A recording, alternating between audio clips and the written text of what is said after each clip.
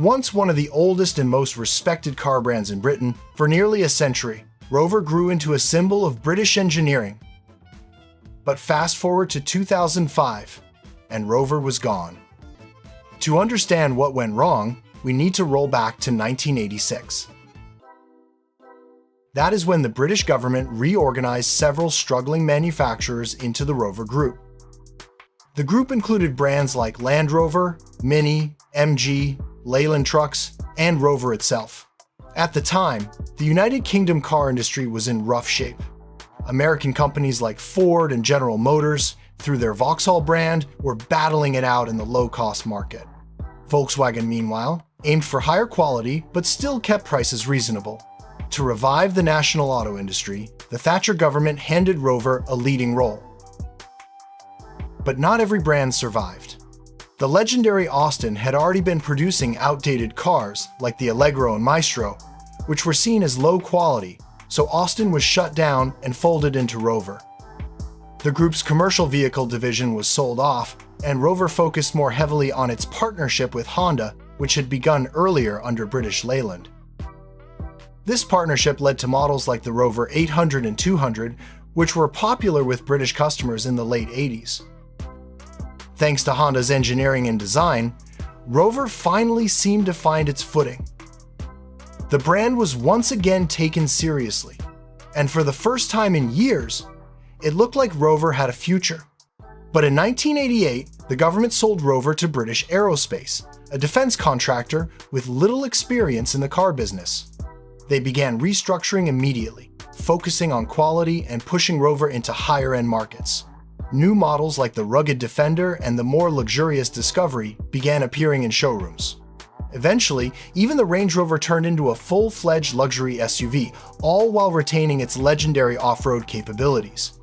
These moves paid off. By 1990, Land Rover accounted for nearly 15% of Rover Group sales. At the same time, the lineup was expanding with updated versions of the 200 series and other compacts. But then the problems began to show.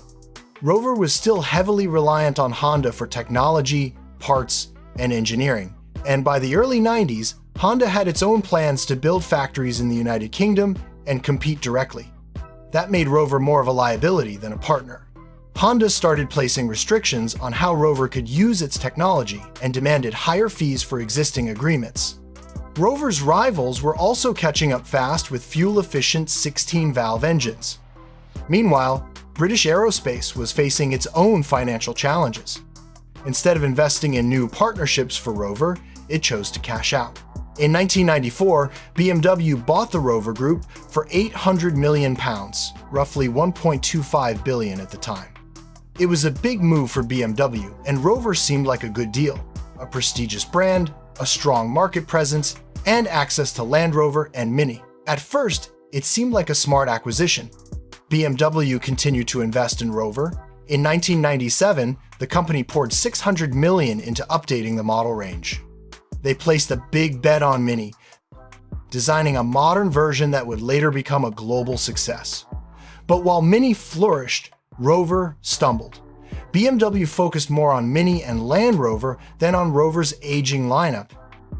The 400, 600, and 800 series were outdated and losing appeal. BMW had planned to replace the 400 series with the new Rover 55, but that never happened.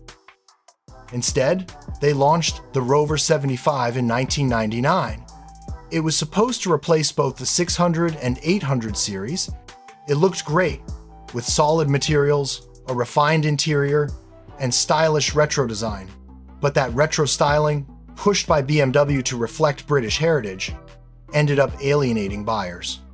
BMW did not want the 75 to compete directly with its own 5 Series, so they downplayed its luxury image. Despite being similar in size and specifications, the 75 was officially placed in a lower class. It was a self-sabotaging move.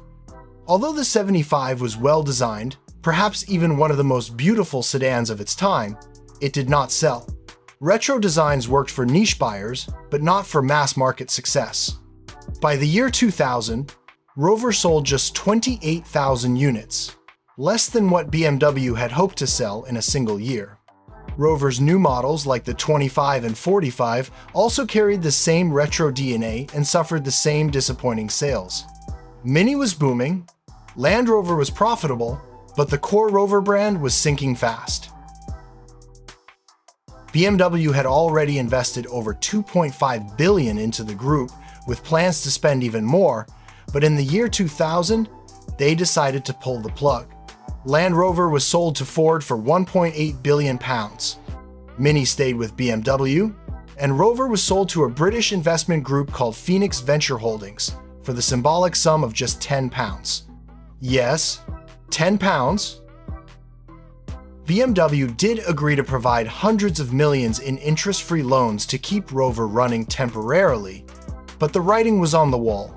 The deal was signed on May 9th, 2000, and while Rover officially shut down in 2005, those last 5 years were just a slow-motion collapse.